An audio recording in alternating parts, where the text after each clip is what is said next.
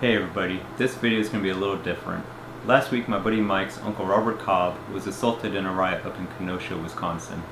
He ended up with a broken jaw and the store he was working at was burned down. This past weekend, Mike and his dad went to go visit him, so this video is going to be about their time with his Uncle Bobby. Down in the description, there's going to be links to a video posted by a woman named Emily who was there and helped Bobby. She runs a Facebook page called Protest the Protesters. There's also a link to a GoFundMe page to help Bobby and the owners of the store that was burned down. Hey, good morning, y'all. I'm Mike. I'm Bobby's nephew. Bobby from Kenosha, a 71-year-old man who got attacked while he was defending the business he works for. Anyway, we just got here last night in this rental car, and we're here at his house. This is the next morning. We stayed here the night. We had a good talk with Bobby last night. He's doing good. He's in here making us breakfast this morning. And I'm about to eat breakfast. Here's my dad. Hey! Say hi, Uncle Bob. Say hi, Bobby. Yeah, he's doing good. Alright, well, we're going to eat some breakfast. I'll get back to you in a little bit. So I didn't know my Uncle Bobby was such a good cook. Look how perfect them eggs are. You know, cook them out there. Yeah. If I didn't tell you, I just met my uncle for the first time yesterday, so this is kind of cool. I was adopted, so it's a long story, but I'll maybe get to that in a different video. Alright, I'm going to eat, man. I'm hungry. Hey, I wanted to show you my Uncle Bobby's house. A mess on the inside. There was nothing in it. A fixer-upper. And man, he did most of this stuff renovating little by little, just himself and maybe some buddies. And I'm going to take you upstairs.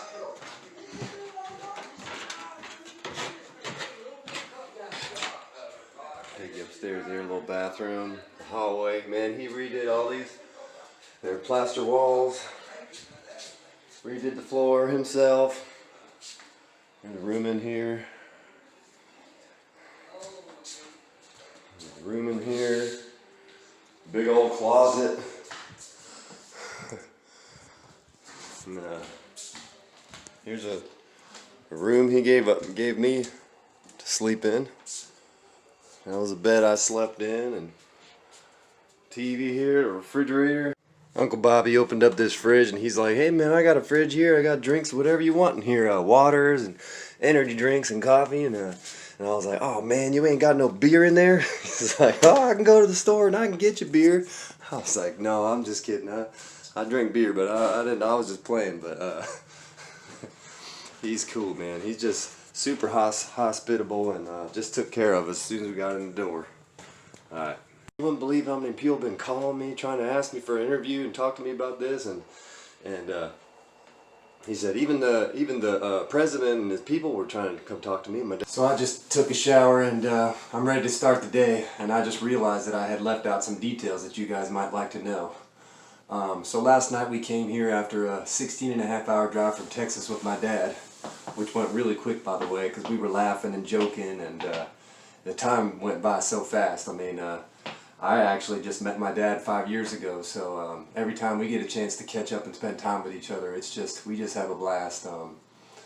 But anyway, so we got here like about 11 o'clock last night, and when we came in the door, Uncle Bobby was laying on the bed, and man, he just looked weak and frail, and he was watching TV, and he had left the door open for us, and he was waiting for us to come here. We told him we were coming, and yeah, he just was so excited to see us, and he could hardly talk, but he was doing his best to talk to us, even though his jaw was in pain and his jaw was hard for him to talk.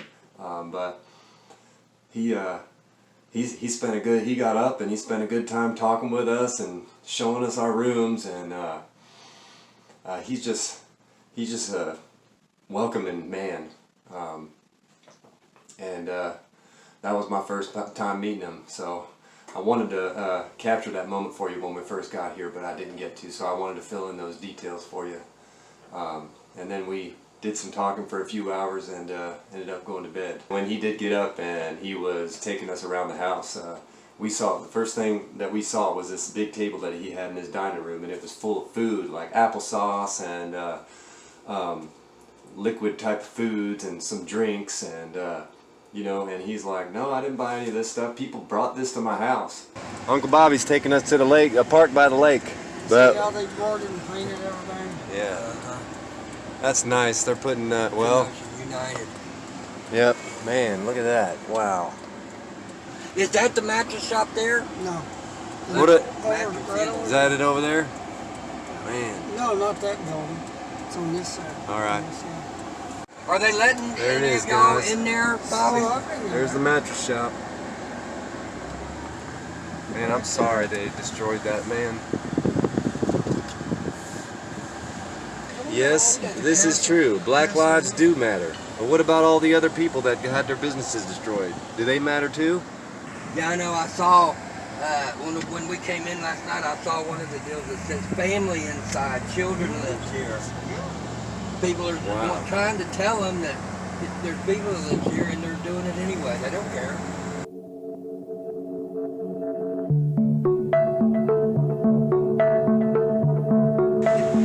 Man, I tell you what, they can destroy all the buildings they want, but they can't destroy God's beautiful creation. Isn't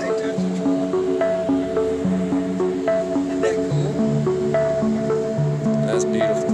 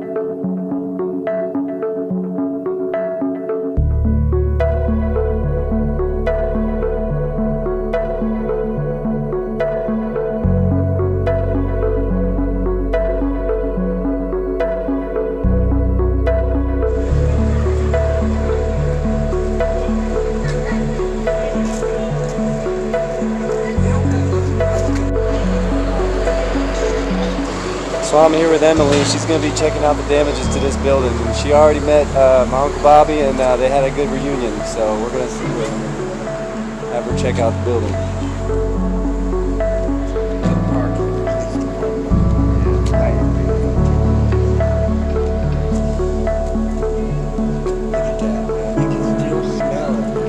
Yeah, you can still smell the fire.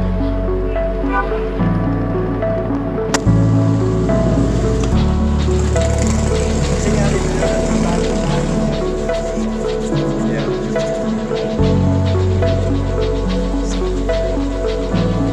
63rd and 22nd. Well, they just left.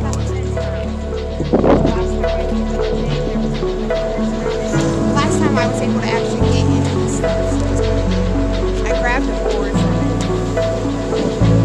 But now they guys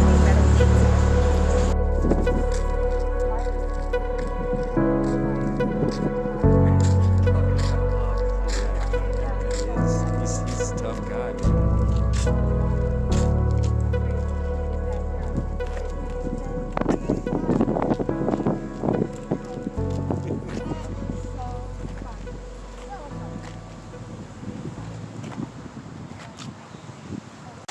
I would like to talk to the young man, if you're watching, who did this to my Uncle Bobby. I just wanted to say to you that I can't speak for my uncle or my dad, but I just want you to know that I have decided to forgive you for what you did, because I don't know what was going through your mind, if you, what has happened, what experiences that you've gone through in your life, or maybe you were caught up in the moment, you know, and you know you were fighting for something that you believe in. I'm not justifying what happened, but I just have to believe that that there's something good inside you, and I don't know what you've been through, and I don't know what was going through your mind when that happened, but all I can hope is that you would decide to be a part of what I believe is something good that's going to come out of all this. And we're all a part of it. And, you know, I would just hope that you would put the past behind you and know that I forgive you. And I would hope that my uncle and my dad would find it in their heart to forgive you too. But it's easy for me to say that. I'm not the one who got hit. And so, you know, I'm sure in time, maybe he'll find it in his heart to forgive you. But all I can ask for you is that you would take this and learn from this and move forward and be a part of the good that I think is going to come out of all this if you would allow it to. But that's your choice, a choice that you got to make for yourself.